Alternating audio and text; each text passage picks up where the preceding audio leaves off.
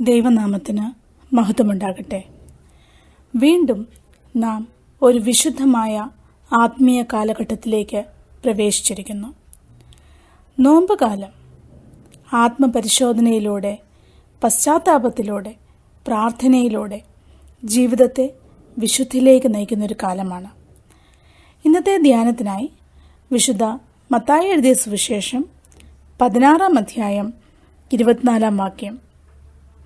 പിന്നെ യേശു ശിഷ്യന്മാരോട് പറഞ്ഞത്, ഒരുത്തൻ എൻ്റെ പിന്നാലെ വരുവാനിച്ഛിച്ചാൽ തന്നെത്താൻ ത്യജിച്ച് തൻ്റെ ക്രൂശെടുത്ത് എന്നെ അനുഗമിക്കട്ടെ. ഈ വചനം ബൈബിളിൽ 4 സുവിശേഷങ്ങളിലും രേഖപ്പെടുത്തിയിരിക്കുന്നു. യേശുക്രിസ്തുവിൻ്റെ ഈ വാക്കുകൾ യഥാർത്ഥമായ ശിഷ്യത്വത്തിനുള്ള ഒരു വിളിയാണ്.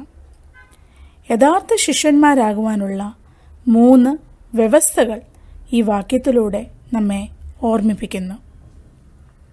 ഒന്നാമതായി, സ്വയം ശൂന്യവൽക്കരിക്കേണ്ട ആവശ്യകത. തന്നെത്താൻ ത്യജിക്കുക എന്ന് പറയുന്നത് സ്വാർത്ഥ ആഗ്രഹങ്ങളോട് ഇല്ല എന്ന് പറയുകയും ദൈവഹിതത്തിന് കീഴടങ്ങുകയും ചെയ്യുന്നതാണ്. എന്നാൽ ഇന്ന് ലോകം പറയുന്നത്, ഹൃദയം പറയുന്നത് ചെയ്യുവാനും സന്തോഷം നൽകുന്ന കാര്യങ്ങൾ അത് തെറ്റായിരുന്നാലും അതിനെ പിന്തുടരുവാനും മറ്റെന്തിനേക്കാളും നമുക്ക് തന്നെ പ്രാധാന്യം കൊടുക്കുവാനുമാണ്. എന്നാൽ യേശു നമ്മെ പഠിപ്പിക്കുന്നത് സത്യമായ സന്തോഷം ദൈവത്തിൻ്റെ ഹിതത്തിന് കീഴടങ്ങുമ്പോഴാണ്. നമ്മെ വേദനിപ്പിച്ചവരോട് ക്ഷമിക്കുമ്പോൾ, സത്യത്തിനു വേണ്ടി നിലകൊള്ളുമ്പോൾ, ഉത്കണ്ഠപ്പെടുന്നതിന് പകരം പ്രാർത്ഥിക്കുമ്പോൾ നാം തന്നെത്താൻ ത്യജിക്കുന്നവരാകുന്നു. രണ്ടാമതായി, തൻ്റെ കുരിശെടുക്കുക. കുരിശെടുക്കുക എന്നത് രക്തസാക്ഷി മരണം വഹിക്കുവാനുള്ള സന്നദ്ധതയാണ്. എന്നാൽ ലൂക്കോസിന്റെ സുവിശേഷം 9-ാം അധ്യായം 23-ാം വാക്യത്തിൽ ദിനം തോറും കുരിശെടുക്കുക എന്ന് പറഞ്ഞിരിക്കുന്നു. അതായത് കുരിശ് നമ്മുടെ ജീവിത ശൈലിയായി മാറണം. ത്യാഗത്തിൻ്റെയും നഷ്ടത്തിൻ്റെയും നൊമ്പരങ്ങളുടെയും പാതയിലൂടെ നമുക്ക് യാത്ര ചെയ്യേണ്ടതായി വരാം.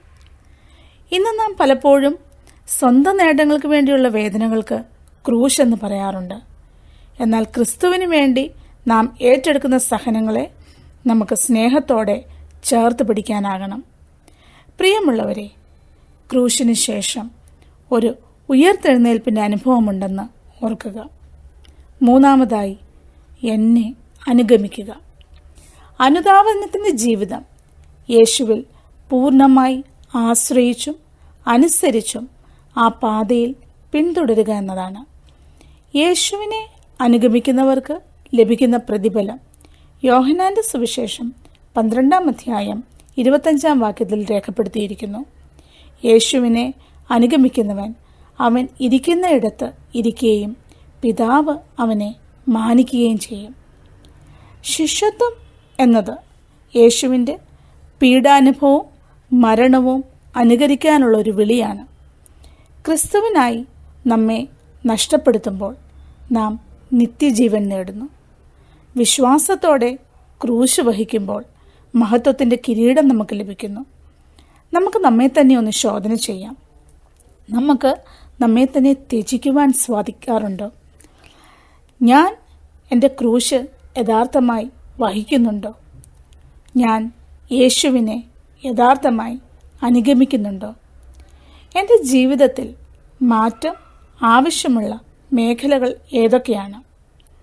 അങ്ങനെ യഥാർത്ഥമായ ശിഷ്യരായി തീരുവാൻ നമുക്ക് പരിശ്രമിക്കാം. നമുക്ക് കണ്ണുകളെ അടയ്ക്കാം, പ്രാർത്ഥിക്കാം.